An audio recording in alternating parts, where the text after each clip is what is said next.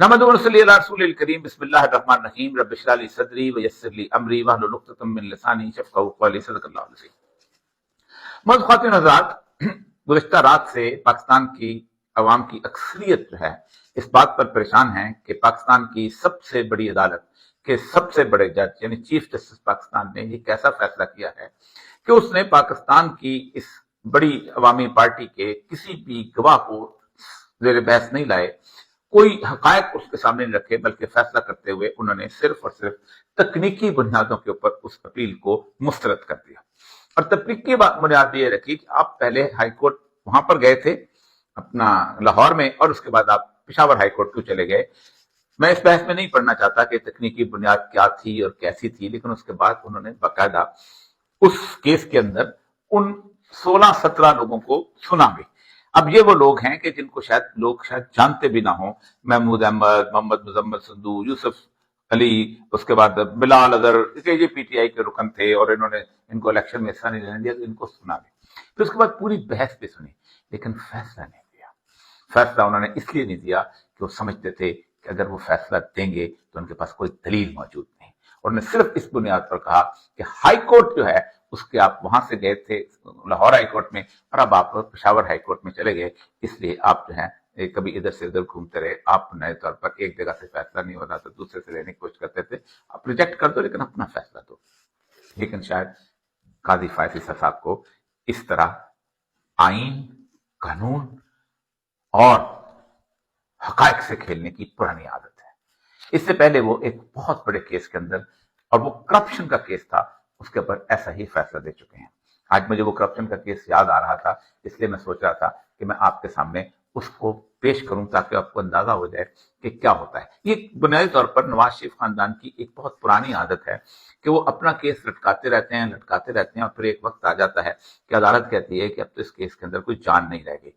मियां शरीफ की एक income tax की पिटीशन है कि जिसके अंदर उन्होंने बाकायदा उसके ऊपर अपील की, और फिर उसके बाद बेनजीर के जमाने में, फिर उसके बाद 99 में वो चले गए। फिर जब वापस आए तो उन्होंने उस अपील को लिमिटेशन एक्ट, यानी अब इतनी देर के बाद, अब उसमें अदालत का तो कोई कसूर नहीं था, बेसिकली तो ये लोग खुद चले गए थे, लेकिन उसको खारिज कर दिया। लेकिन हुदैबिया पेपर मिल्स का जो केस है, ये इतना खौफनाक तरीके से सच साबित करने वाला केस था जिसके आप तस्वर नहीं कर सकते।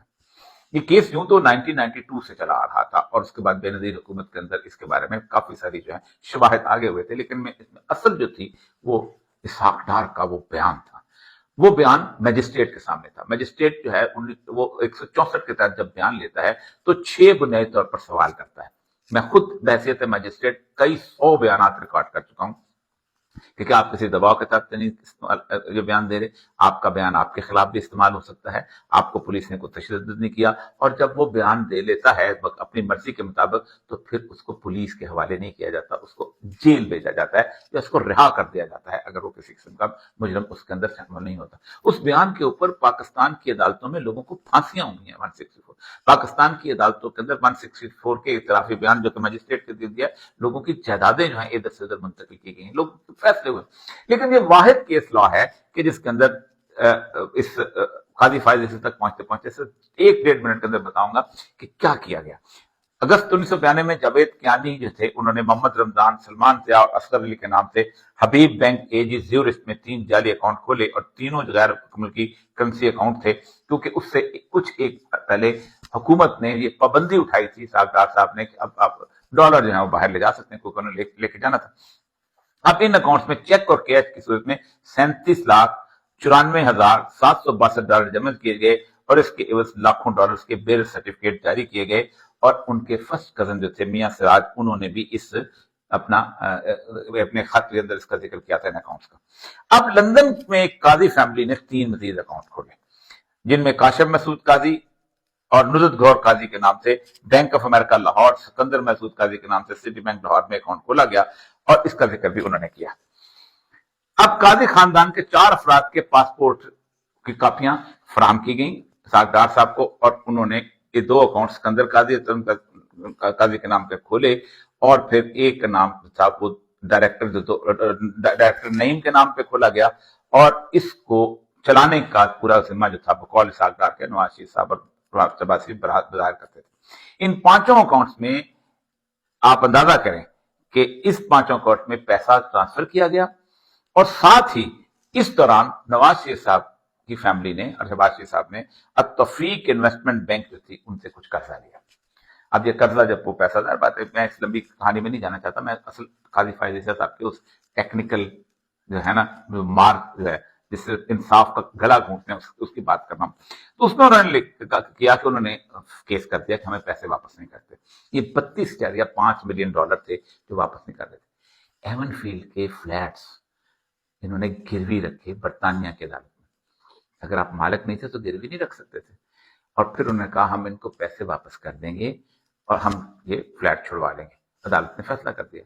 32.5 मिलियन डॉलर जो हैं वो उन्होंने वहां से उनको वापस किए और उसके बाद अदालत से बरतानिया का अदालत का केस खत्म हो गया। लेकिन यहां पर ये केस जो था वो मौजूद था। अब जहां शरीफ खानदान में मौजूद नहीं था, अब जहां चल रहा था कभी नैब अपील करता था कभी नहीं करता, फिर नैब जो है वो उसके बाद उन्होंने हाई कोर्ट के लेवल पर चले गए, तो आगे सुप्रीम कोर्ट में अपील नहीं हो रही थी।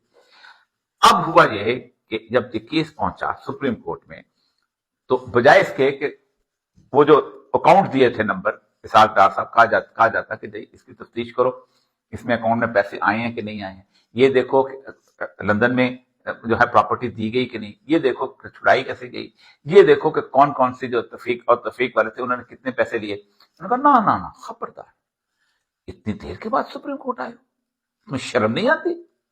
और उन्होंने टेक्निकल बुनियाद के ऊपर लिमिटेशन एक्ट के तहत इस केस को खारिज कर दिया और साथ ही पाकिस्तान की तारीख का एक अहम तरीन फैसला किया, और वो ये कि कोई मीडिया हाउस, कोई चैनल इस पे बारे में गुफ्तगू नहीं कर सकेगा।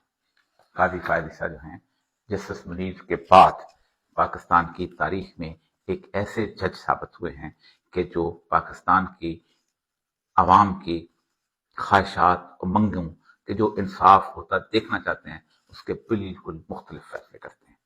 मुझे इससे कतन कोई इस वक्त आज खौफ महसूस हो रहा है न बुरा लग रहा है। उसकी बुनियादी वजह यह है कि मैं समझता हूं कि पाकिस्तान इस वक्त जिन हालात में है, पाकिस्तान की वो सीधा इमारत जो है वो गिर रही है, और जब इमारत गिर रही हो तो फिर उस अदारों की उस इमारत को कभी भी रोकना नहीं चाहिए, उसको गिरने देना चाहिए ताकि हम एक नई तामीर कर सकें। अल्लामा इकबाल का एक मशहूर वाकया है कि आपने एक दफा अपने दोस्तों से कहा कि मेरे कुछ सवालों का जवाब एक शख्स के पास है जो सैयदना अली हजवेरी दातागंज बख्श की मस्जिद में आके ठहरा हुआ है, कल उसके पास जाएंगे और पूछेंगे कि सवाल का जवाब क्या है, मुझे दे दें। इकबाल सुबह उठे, उन्होंने हुक्का हुक्का लगाया, अपनी बातों में मगन हो गए, नहीं गए। 2-3 दिन ऐसे गुजर गए। एक दिन वो शख्स अचानक आए और अली बख्श जो उनके मुलाजिम है उनको एक चिट दी और कहा तुम्हारे इकबाल को कहना कि एक तुम्हारे साहब से कहना तुम तो नहीं आ सके, ये सवाल का जवाब है। और वो मौलाना रूम के मसनवी का शेर था जिसे इकबाल ने अपने अशार में दर्ज किया है कि हर बिनाए कोहना काबादा कुनत अव्वला बुनियाद रावीरा कुनत। तुम अगर चाहते हो कि नई इमारत अच्छी तामीर की जाए तो पहले पुरानी इमारत जो है उसको बुनियाद से गिरा दो। ये जो अंग्रेज का बनाया हुआ एंग्लो सेक्सन लॉ है, ये जो अंग्रेज की तोहफे हैं जिनमें हमारी अदलिया है, जिनमें हमारी मिलिट्री ब्यूरोक्रेसी है, जिसमें हमारी सिविल ब्यूरोक्रेसी है, ये अब दम तोड़ रही है। और इस दम तोड़ती ब्यूरोक्रेसी जो है और इस दम तोड़ती सूरत हाल जो है उसको गिरना चाहिए था। और काजी फायद ईसा साहब ने एक एहसान किया है कि उन्होंने आखिरी इस सतून को मुकम्मल तौर पर गिरा दिया है।